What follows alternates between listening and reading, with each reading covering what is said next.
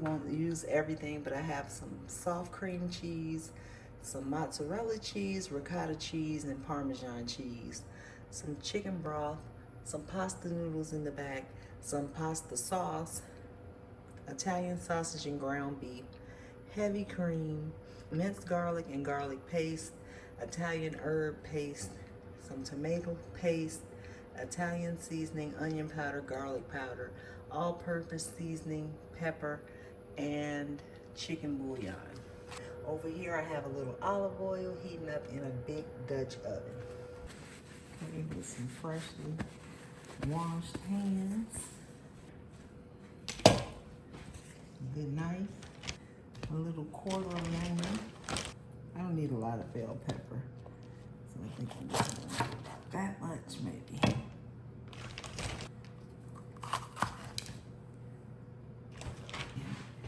And I just make small cuts because that's what helps me get a real small fine dice, because you utilize the layers that are already in the onions to make some of your cuts.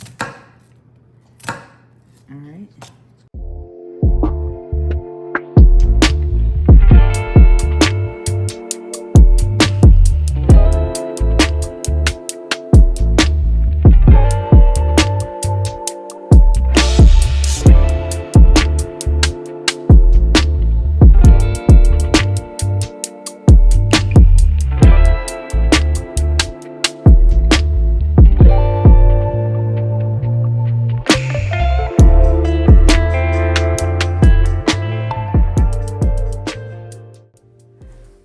So in my Dutch oven, I'm going to add my ground beef and my Italian sausage, and then chop that up really well to whatever size you prefer, big or little.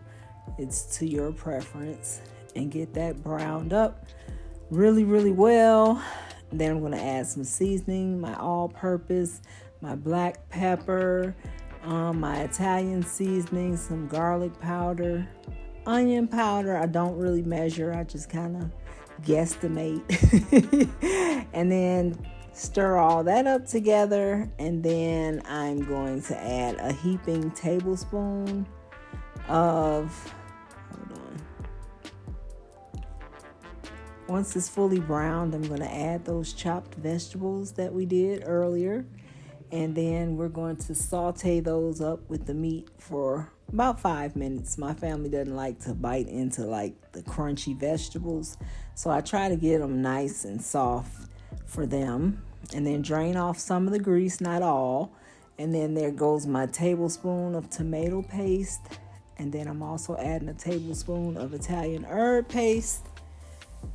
And then I wanted to add a tablespoon of my roasted garlic paste, but it wasn't that much in my tube, so I just squeezed out what I could. And then when you add tomato paste, you want to make sure you fry it for a little while before you add anything else, just to get rid of the raw taste. Kind of similar to like what you do with flour. Then once you got all your veggies to where you want them, that tenderness, I add a tablespoon of minced garlic. But if you like fresh, do you, boo? But I'm going with convenient and fast. Once you add your garlic, you want to kind of watch your temperature, because if you burn the garlic, it tastes very bitter. So be careful once you add your garlic to not have your flame too high. And then I go in with my rinsed spinach. It looks like a lot, but it cooks down really fast. As you'll be able to see quite quickly, it wilts down and looks like you barely added anything. All right. And then next, I'm probably going to come with my chicken broth. So I have a 32-ounce container of chicken broth, and I am going to add the entire container.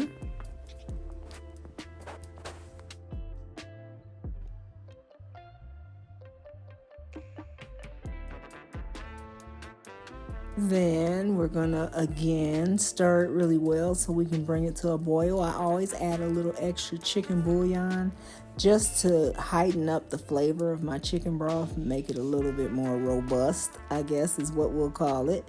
And then I go in with my Reusable pasta sauce. That's my go-to. I love Reusable. It's one of my favorites. But whatever, flavor of the pasta sauce that you prefer, or the pasta sauce that you prefer, you're going to add that in and stir it up. And now that you have more liquid, then you can turn up that heat so you can get it to come to a boil, because we're going to be adding some pasta really, really soon. So I always add a little bit of sugar when I'm using tomato products, and a little extra Italian seasoning never hurt nobody.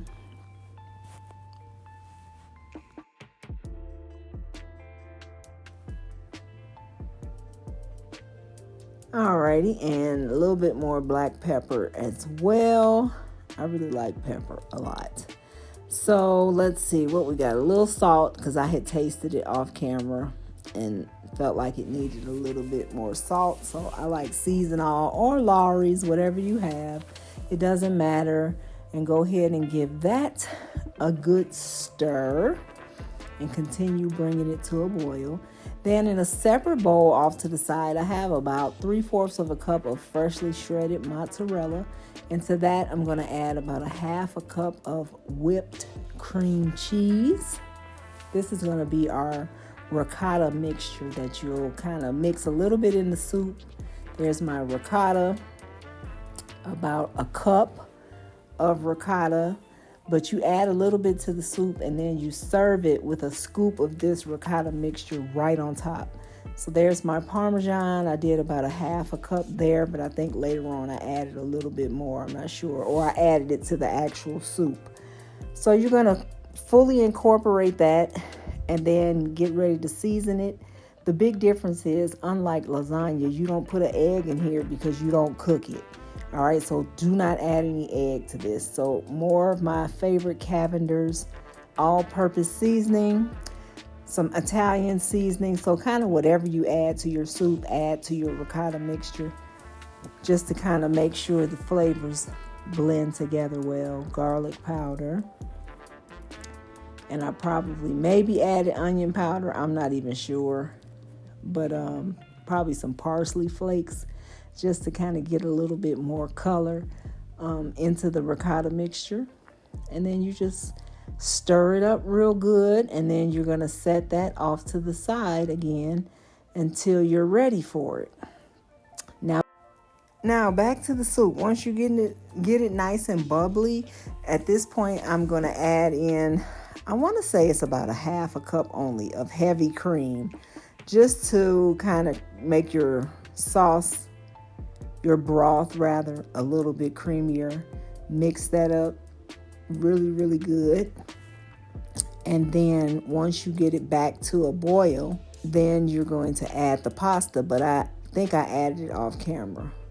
Yes, I forgot to press record and added my pasta. So you can use any kind of pasta. It doesn't have to be the broken up lasagna noodles, long as it's kind of a curly pasta, because that's what'll help you pick up sauce when you eat it. So something kind of curly or hollow will work just fine. But I added in my pasta, and we're just going to basically cook it according to the package directions. Maybe a little bit under al dente because we have more cooking to do. Then once your pasta is all ready, as you can see, it has thickened up my broth a little bit more even. And so I'm almost ready to serve. So I'm adding in a little more Parmesan right to the actual soup this time. That's about another 1/2 cup, I'll say. Add it to the actual soup. And then mix all that in. You're going to do that pretty much right before serving. So at this point, you're going to take your ricotta mixture and put about 3 big tablespoons right into your soup. And then mix it all in right at the end before serving. So you got to mix it around a little bit because it's going to have to take the heat of the broth to melt that and really blend it in there good. And let's get ready to plate some up, or bowl it up, should I say. So I just use a ladle and serve it in kind of a deeper bowl. It's really easy to eat, a lot easier, honestly, to me than lasagna. And the fact that we hid some spinach in there is another good idea for your kids. And then you just take a big spoon of that same ricotta mixture, put it right on top, and serve it. I usually add a little parsley to make it look fancy and a little extra mozzarella.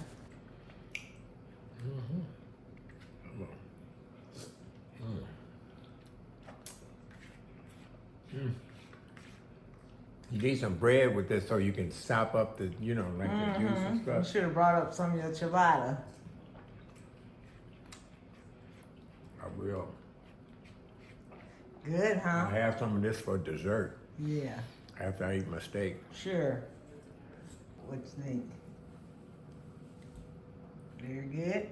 Mm-hmm.